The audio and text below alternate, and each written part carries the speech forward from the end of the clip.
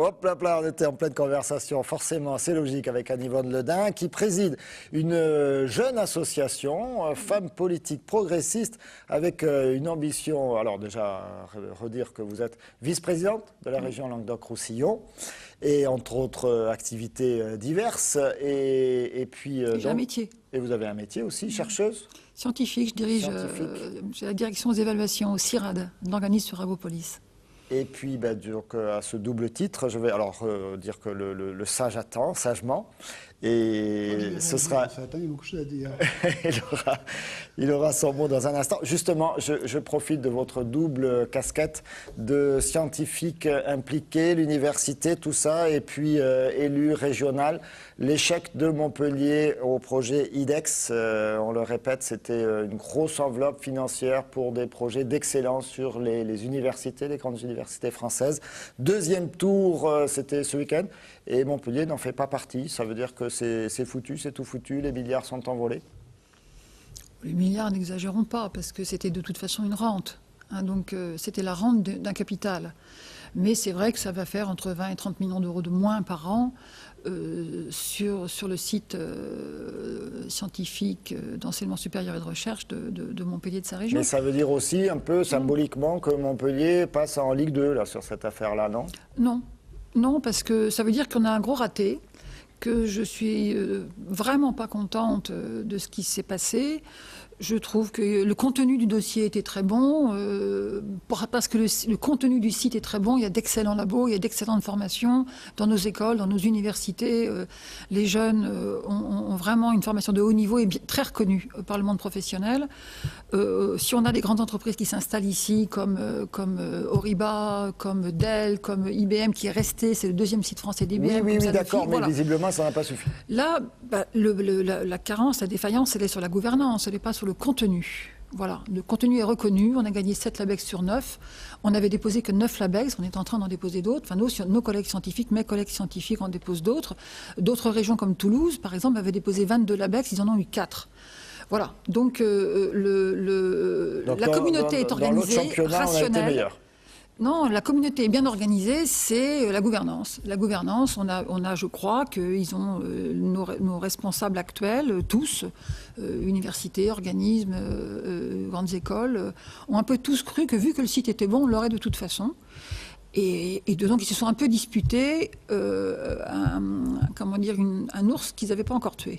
Ah, ils ont vendu la peau de l'ours, tenez, peut-être il nous parlera de ça une prochaine fois, mais là... Et c'est pas lié, je pense, au fait que ce soit des femmes qui soient présidentes des universités à Montpellier. Non, je pense pas. Non, d'abord parce que l'université de Montpellier 3, Madame Freyss avait d'ores et déjà décidé, il y a 6 mois, de ne pas y aller, mais avec beaucoup d'honneur. Je tiens à le souligner, ils ont déposé un LABEX, etc.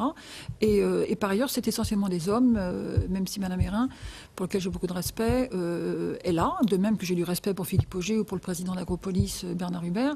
Mais là, je crois qu'ils n'ont pas vu l'enjeu et ils ont vraiment basé, un peu comme la première fois, la qualité du site. Et ils ont un peu raté le coche. Quoi. Donc, allez, tant pis pour lui. Il a posé une question. Du coup, il a 2 minutes de moins. On parle de quoi aujourd'hui, cher sage? Il y a quelque chose pour lancer le sage, non? Il y a une image du sage.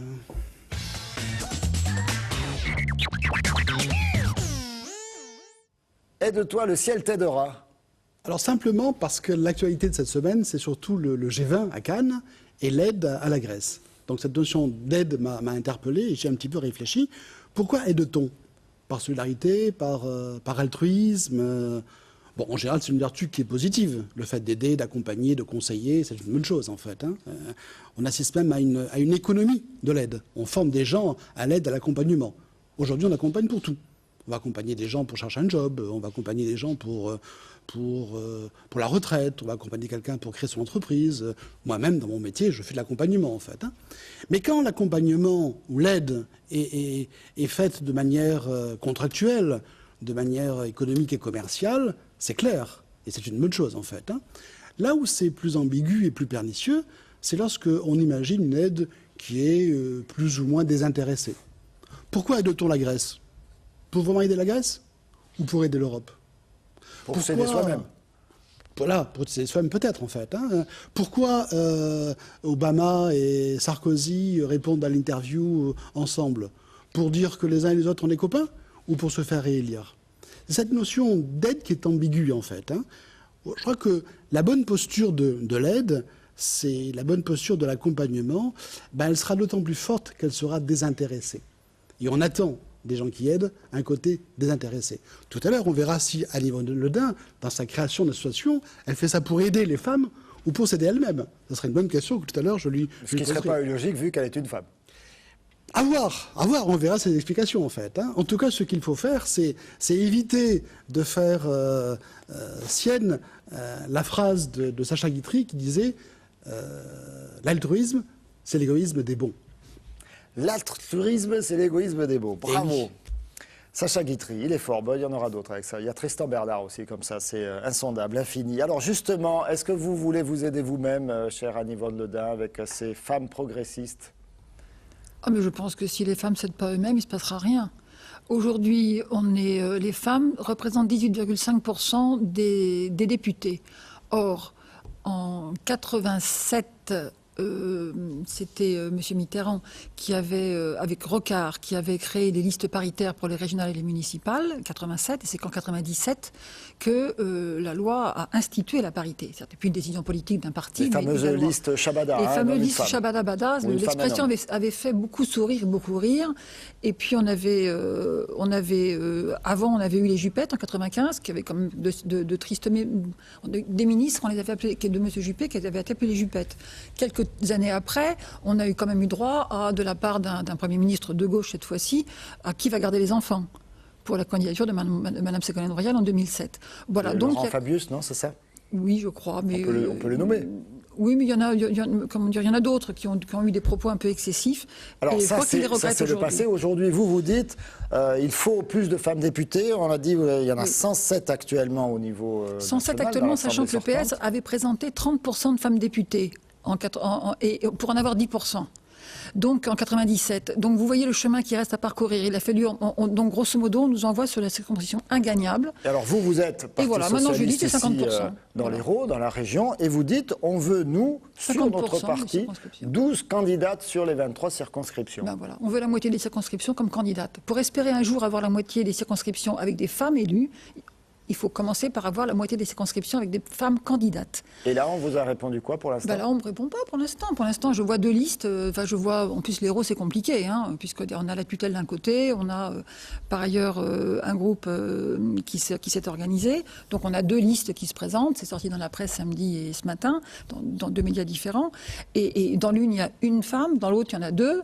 Et en tout cas, il y en a une qui est une amie et qui est avec nous au niveau des femmes politiques progressistes. Je pense à Béatrice Négrier, qui habite la 4e circonscription et qu'on ne comprend pas du tout que des hommes annoncent qu'elle va se présenter dans la 6e.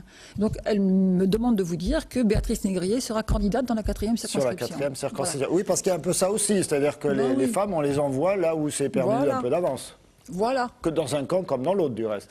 Oui, mais moi, je m'intéresse quand même plutôt au courant qui me porte. Hein, alors pourquoi, justement, c'était une question de Florian mentionne là, pendant qu'il y avait la pub. Oui. Je trouve l'initiative très intéressante, en fait. Hein, donc, de promouvoir les femmes, c'est une bonne chose.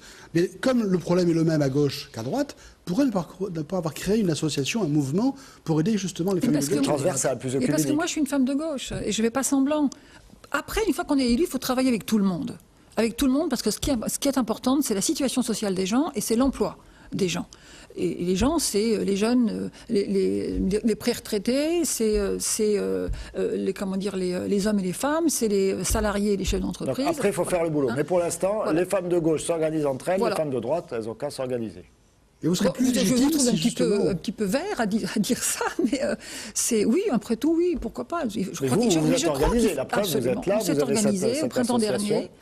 On a fait ça au printemps dernier, on s'est réunis, on a démarré par un bon repas dans un resto sympathique sur Odysseum et on a décidé de créer l'association et puis voilà. Et donc avec Hermeline Malherbe, qui est une des 4 femmes présidentes d'un conseil général, qui est présidente des Pyrénées-Orientales. 4 femmes sur 95 départements. Donc vous voyez, on part de très très bas. On a à peine plus de 100 députés femmes pour 577. Enfin, c'est moins de 20%. Pour avoir 50% de femmes on va dire dans 10 ans, il faut avoir d'abord 50% de candidates. Et ça, c'est presque mécanique, c'est limite mathématique. Et la mathématique, ça vous connaît. Merci beaucoup Anne Yvonne Ledin. Je vais encore me faire tirer les oreilles aujourd'hui parce que j'ai débordé. C'est leur photo sage. Voilà, les sages, c'est ça, ça fait déborder. Merci beaucoup d'avoir suivi les allées dans un instant. La météo.